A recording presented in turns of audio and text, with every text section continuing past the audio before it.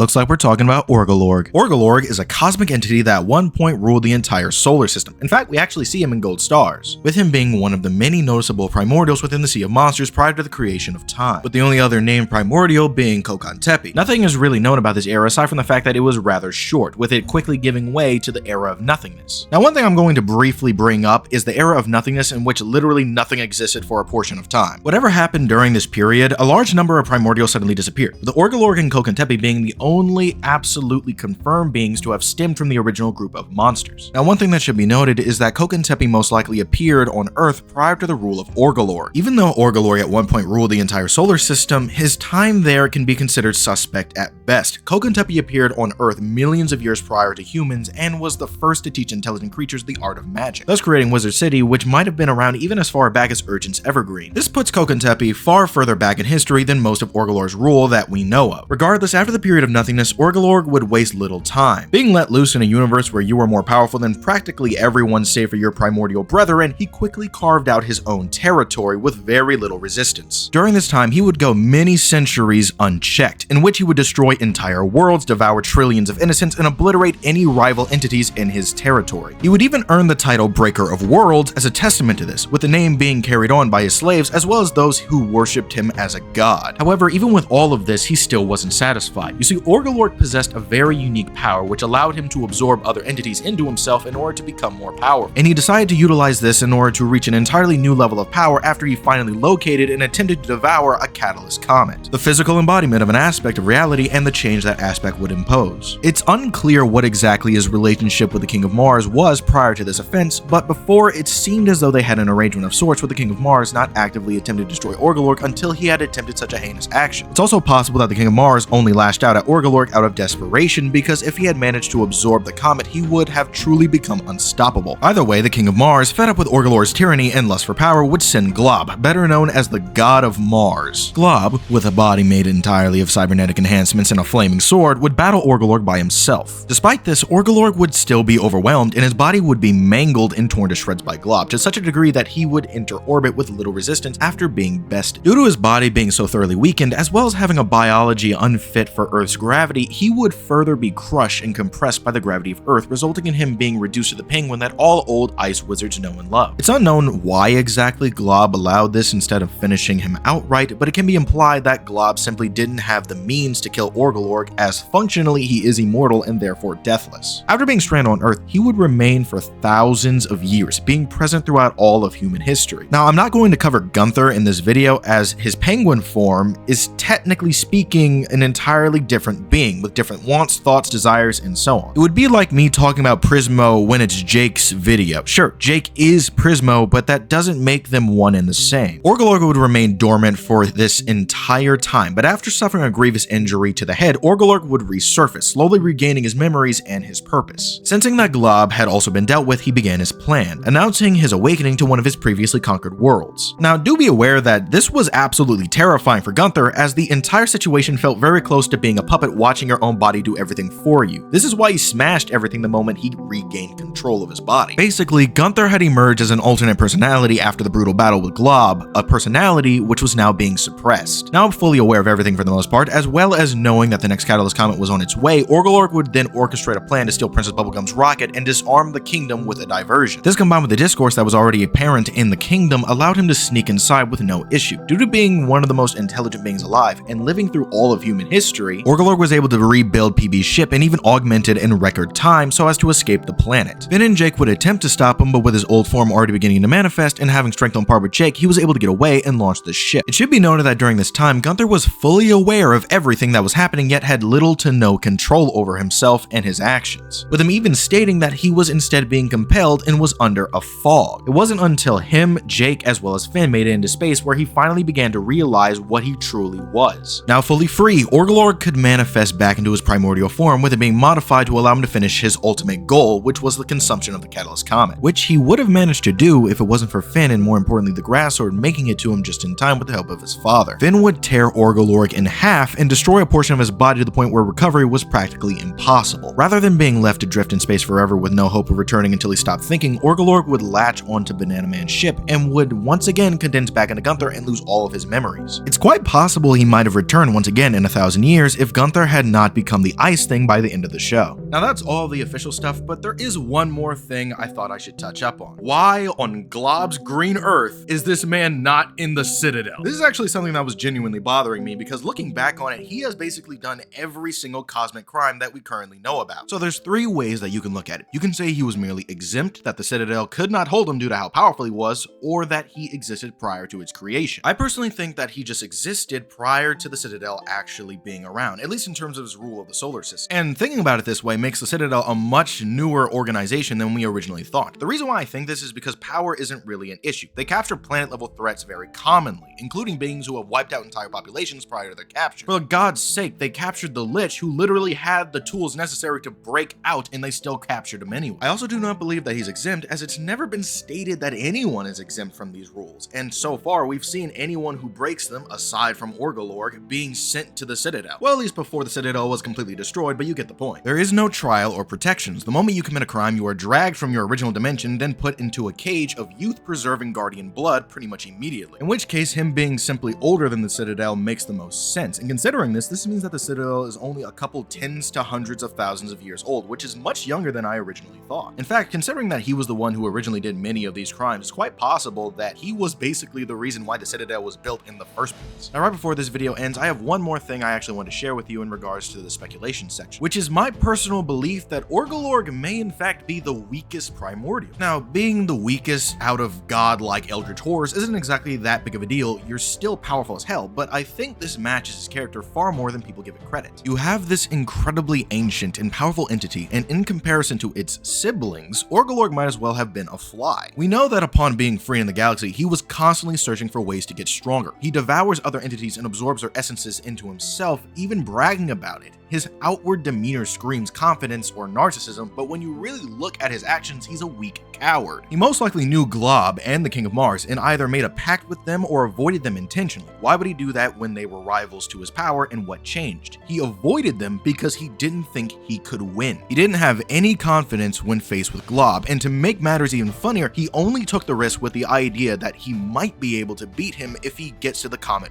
first. Let me reiterate, he only tried when there was a chance of absolute victory. Those are not the actions of someone who is confident in their abilities. There's also him in comparison to his siblings like coconteppi. Coconteppi was a reality warper who knew the secrets of the universe. Orgalorg was a weak child, bested by a self-proclaimed god who was so weak he couldn't even thrive in the Earth's gravity. In comparison to his siblings, he was tiny and insignificant, and I think he was trying to actively compensate for that, which was why he was so greedy. We even see this in Gold Stars, where he is actively shown to be the tiniest primordial out of everyone in the Sea of Monsters. To put it bluntly, he was a coward, and by all means, that's probably what allowed him to live for so long despite so many of his other siblings disappearing into the void. But that's just my headcanon. What do you guys think? Do you guys disagree? Do you think he's actually the strongest primordial? Let me know down below. Thanks so much for watching. Be sure to like, subscribe, hit that bell icon. Thanks so much to my patrons, and as always, I will see you in the next video. Bye.